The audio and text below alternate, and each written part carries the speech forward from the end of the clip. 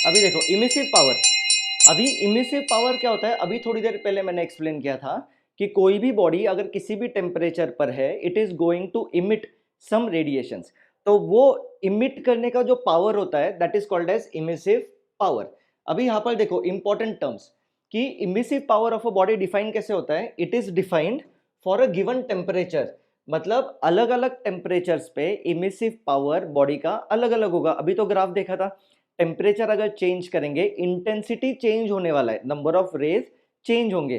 तो emissive power of a body is defined at a given temperature, और उसको हम लोग डिफाइन कैसे करेंगे, it is nothing but energy emitted per unit time per unit area. Energy मतलब कौन सा एनर्जी इमिट कर रहे हैं हम लोग, हीट एनर्जी।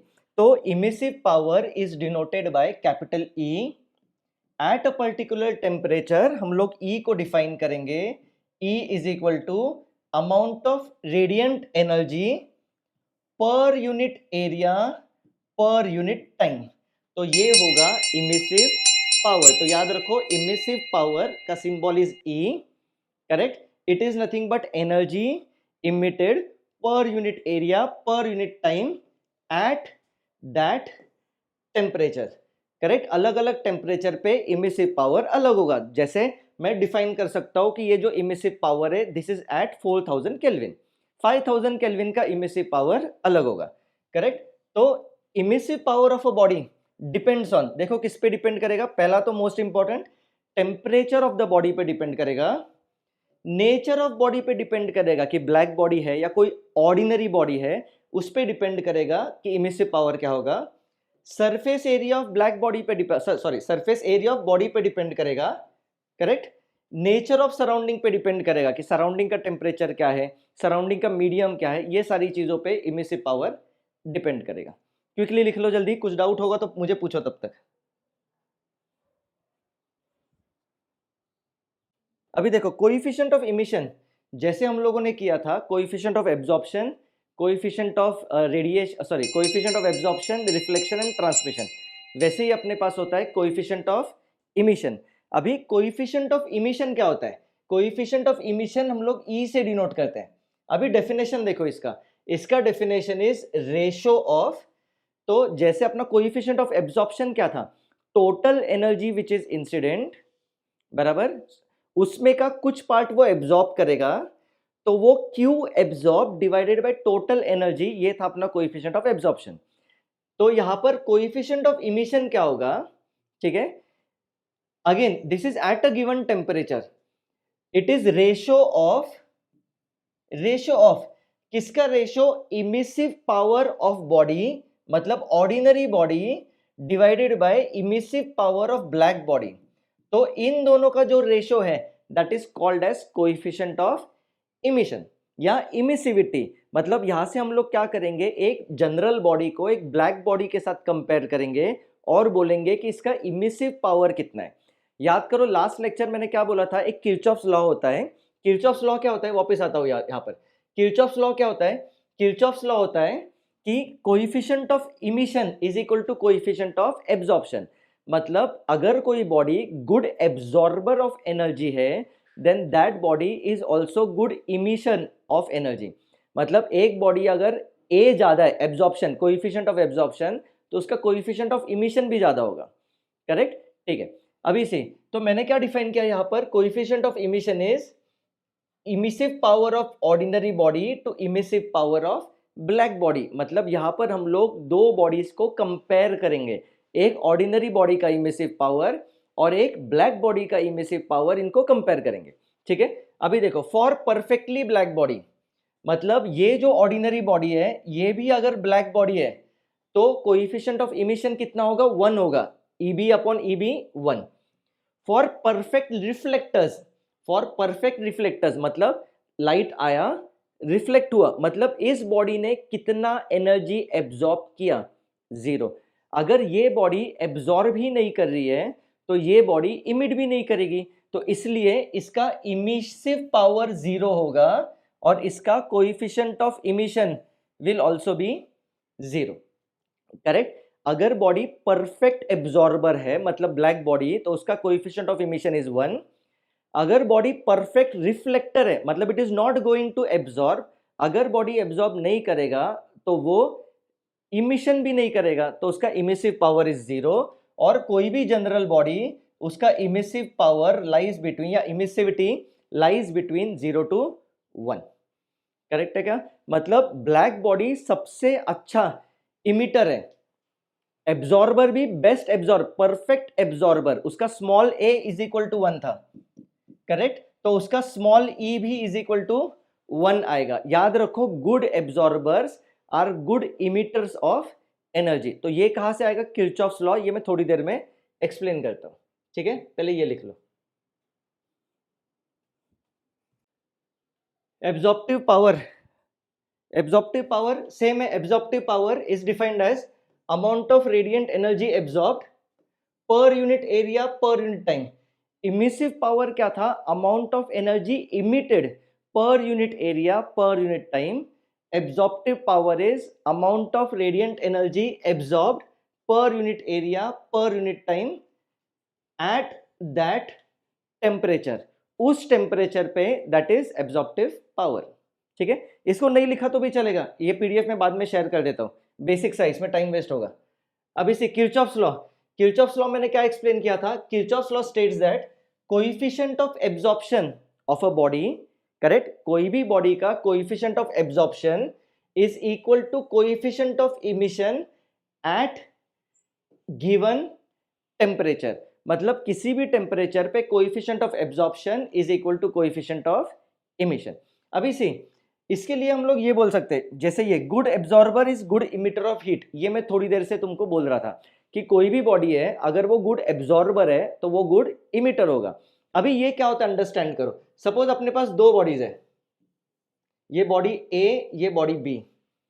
अच्छे से सुनो, सपोज इसका टेम्परेचर इज T1, इसका टेम्परेचर इज T2, करेक्ट? मुझे बताओ थोड़ी देर के बाद क्या होने वाला है? कौन मुझे हेल्प करेगा?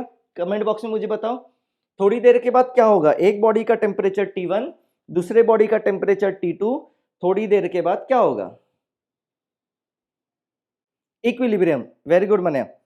थोड़ी देर के बाद क्या होगा? इक्विलिब्रियम होगा, दोनों का टेम्परेचर विल बी इक्वल। कैसे होगा देखो, suppose T1 is greater than T2, इसको अंडरस्टैंड करो। Suppose T1 is greater than T2, तो ये बॉडी जो है ये इमिशन करने वाला है, इमिट करने वाला है एनर्जी। मुझे बताओ T2, ये जो बॉडी B है, ये इमिशन करेगा या नहीं करेगा? कौन मुझे हेल्प करेगा? ये जो बॉडी B है, ये बॉडी B इमिशन करेगा या नहीं करेगा? जल्दी बताओ। करेगा। Very good. मैंने एक्सप्लेन किया था कोई भी बॉडी है तो किसी भी टेम्परेचर पे that body is going to emit some energy. अभी ये भी इमिशन करने वाला है, लेकिन मुझे बताओ कौन सा बॉडी ज्यादा इमिशन करेगा? कौन सा बॉडी ज्यादा इमिशन करेगा?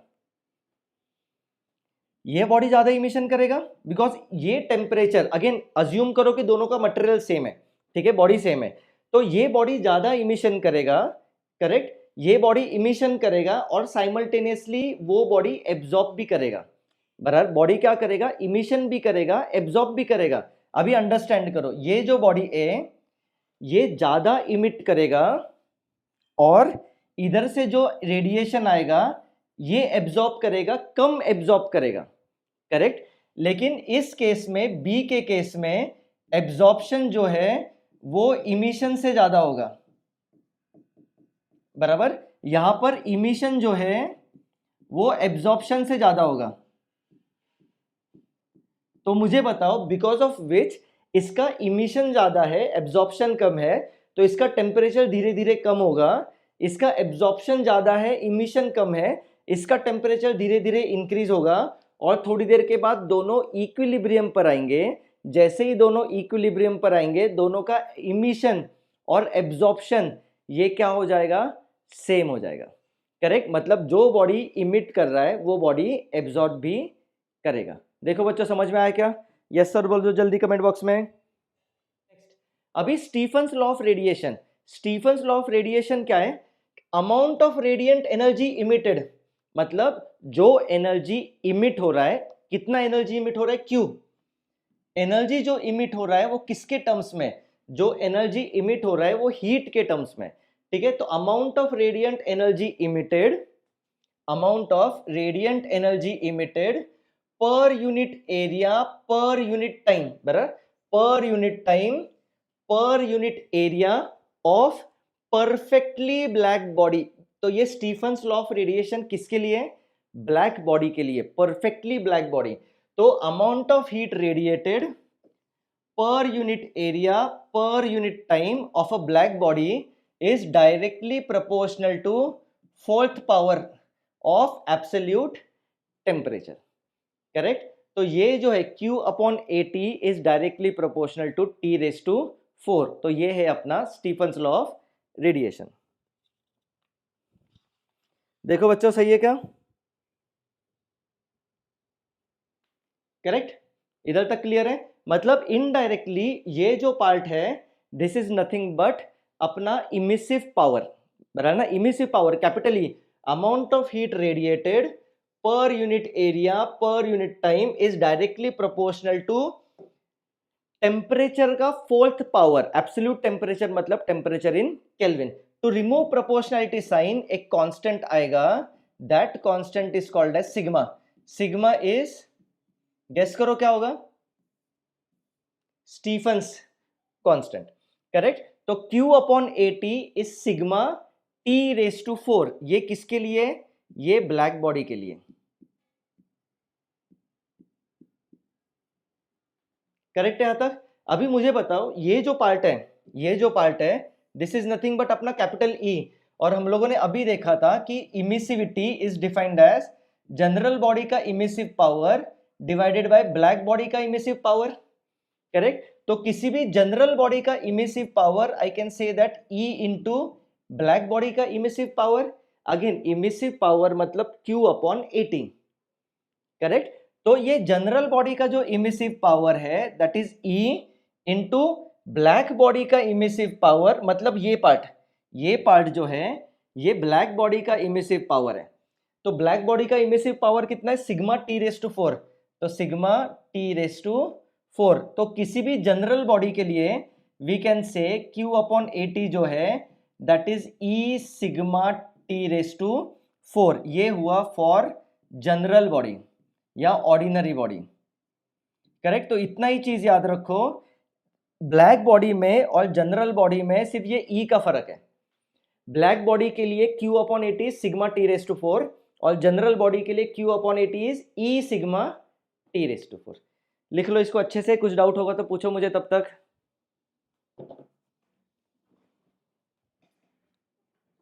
बच्चे देखो एग्जांपल, 2 मिनट दे रहा हूं, खुद से ट्राई करो। Compare rate of emissions of heat bye black body, black body का है at this temperature and this temperature. चलो जल्दी कंपेयर करने, रेट ऑफ इमिशन मतलब रेशो, रेट ऑफ इमिशन का रेशो, जल्दी।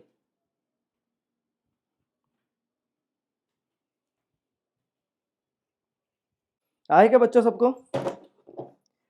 कैसे आएगा 16:1? तो रेट ऑफ इमिशन जो है मतलब Q upon AT that is directly proportional to T raise to 4। Absolute temperature का रेशो चाहिए हमको, करेक्ट? अभी रेट ऑफ इमिशन, बच्चों यहां पर अच्छे से सुनो, रेट ऑफ इमिशन जो है that is not Q upon AT, correct? Rate of emission is not Q upon AT। Q upon AT जो है वो इमिसिव पावर है। रेट ऑफ इमिशन मतलब सिर्फ इसकी बात हो रही है, Q upon T। So Q upon T is called as rate of emission,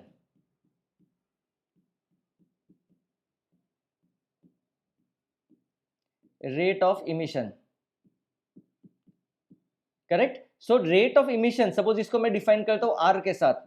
so R जो है that is directly proportional to area into T raise to 4।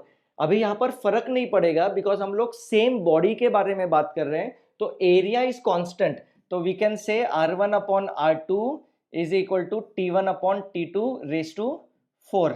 और टेम्परेचर्स को केल्विन में कन्वर्ट करना पड़ेगा, तो ये कितना होगा?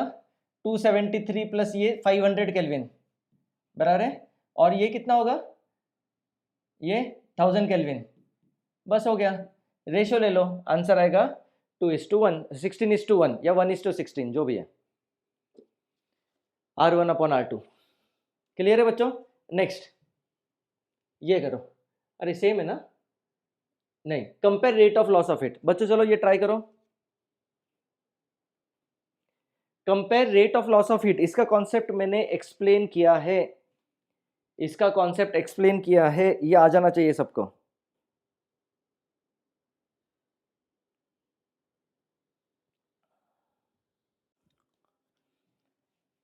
अभी देखो बच्चों, ये कॉन्सेप्ट देखो, इस कॉन्सेप्ट में मैंने थोड़ी देर पहले एक्सप्लेन किया था। मैंने थोड़ी देर पहले क्या एक्सप्लेन किया था? सपोज एक बॉडी है, ये कुछ टेम्परेचर T1 पे, T पे, और सराउंडिंग टेम्परेचर T0 है। तो मुझे बताओ, अगर T is greater than T0 तो एक्चुअली ये इमिशन भी करने वाला है और एब्जॉर्प्शन भी करने वाला है। तो ये इमिशन कितना करेगा? ये इमिशन कितना करेगा? T⁴ पावर के टर्म्स में इमिशन करेगा, करेक्ट। और ये एब्जॉर्प्शन कितना करेगा? T⁻⁴ के पावर में एब्जॉर्प्शन करेगा, करेक्ट। अगर emission is greater than absorption तो टेम्परेचर उसका कम होगा, मतलब हीट लॉस होगा। अगर absorption is more than emission तो उसका टेम्परेचर इंक्रीज करेगा, वो नेट हीट एब्जॉर्ब करेगा। तो मुझे बताओ यहां पर क्या पूछा है? Rate of loss. तो मुझे बताओ रेट ऑफ लॉस को ऐसे लिखूं क्या मैं?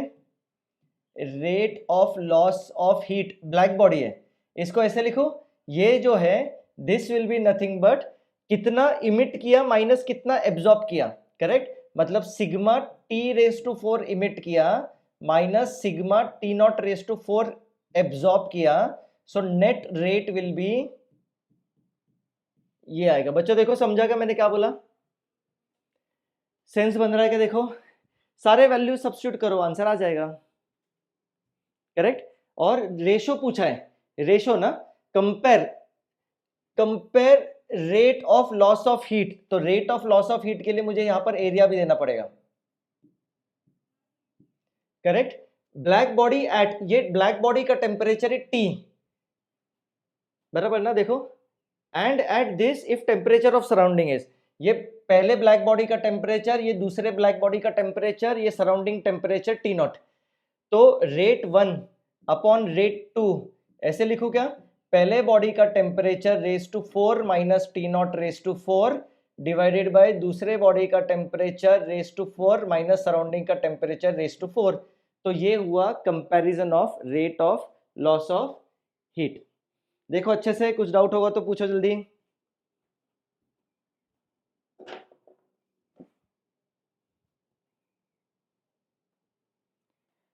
बच्चों कुछ डाउट होगा तो जल्दी से पूछो।